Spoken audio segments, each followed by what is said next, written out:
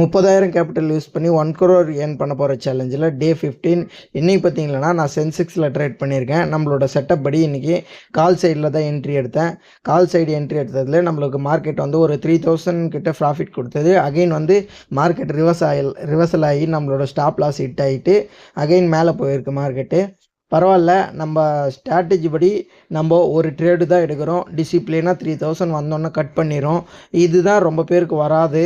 ஒரு ட்ரேடுக்கு மேலே லாஸ் ஆகிடுச்சு அகைன் வந்து ரிவெஞ்ச் ட்ரேட் எடுப்பாங்க. நம்ம அந்த மாதிரிலாம் எடுக்கல, ஒரே ஒரு ட்ரேடு தான் எடுக்கிறோம்.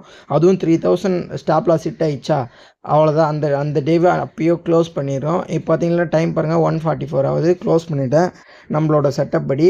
இதுக்கப்புறம் நான் ட்ரேட் எடுக்க மாட்டேன். நம்ம டிசிப்ளினாக ட்ரேட் பண்ணாவே போதும். நம்ம ஒரு 2-3 நாள் தொடர்ந்து ப்ராஃபிட் பண்ணாவே நம்ம இந்த லாஸ் எல்லாம் ரிக்கவர் பண்ணிடலாம். லாஸ்ன்றது பார்ட் ஆஃப் த கேம் தான் ட்ரேடிங்கில்.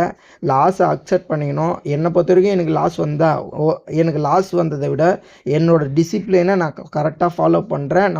என்னோடய ட்ரேட் செட்டப்பை நான் ஃபாலோ பண்ணுறேன்னும் போது எனக்கு இந்த லாஸ் வந்து கஷ்டமாகவே தெரியல. உங்களுக்கும் நீங்கள் ஒரு சிஸ்டமை ஃபாலோ பண்ணும்போது லாஸ் வந்தாலும் ஜஸ்ட்டு எனக்கு லாஸா ஒரு ட்ரேடு நம்ம ப்ராஃபிட் எடுத்தால் கூட அதை ரெக்கவர் பண்ணிடலான்ற மாதிரி அந்த மைண்ட் செட்டுக்கு போயிடுவீங்க. லாஸ் வந்து அகைன் ட்ரேடு எடுத்து லாஸ் வந்தது தான் நம்ம ப்ராஃபிட்டுக்கே போக முடியாது.